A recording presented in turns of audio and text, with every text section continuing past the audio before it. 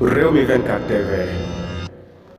xool leen avec waa Amadou Ba ñoo fàq gis Sonko rek fàq quoi gis Sonko fàq lii dama koy jël